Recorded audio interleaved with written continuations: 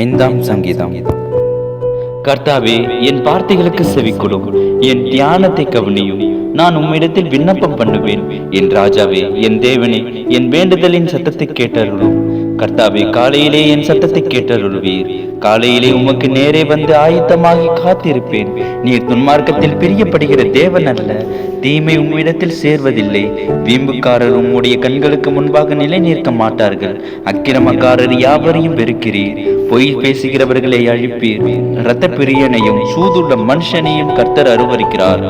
நானும் உமது மிகுந்த கிருபையினாலே உமது ஆலயத்துக்குள் பிரவேசித்து உமது பரிசுத்த சந்நிதிக்கு நேரே பயபக்தியுடன் பணிந்து கொள்வேன். கர்த்தாவே, என் சத்துருக்களின் நிமித்தம் என்னை உம்முடைய நீதியிலே நடத்தி எனக்கு முன்பாக உம்முடைய வழியை செவைப்படுத்தும். அவர்கள் வாயில் உண்மை இல்லை, அவர்கள் உள்ளம் கேடுபாடு உள்ளது. அவர்கள் தொண்டை திறக்கப்பட்ட பிரேத குழி. தங்கள் நாவினால் இச்சகம் பேசுகிறார்கள். தேவனே, அவர்களை குற்றவாளிகளாக தீரும். அவர்கள் தங்கள் ஆலோசனைகளாலே விழும்படி செய்யும்.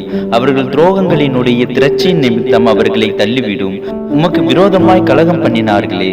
உம்மை நம்புகிறவர்கள் யாவரும் சந்தோஷித்து என்னாலும் கெம்பீர்ப்பார்களாக. நீர் அவர்களை காப்பாற்றுவீர். உம்முடைய நாமத்தை நேசிக்கிறவர்கள் உம்மில் களி கூறுவார்களாக. கர்த்தாவே, நீர் நீதிமானை ஆசிர்வதித்து காருண்யம் என்னும் கேடகத்தினாலே அவனை சூழ்ந்து கொள்ளுவீர்.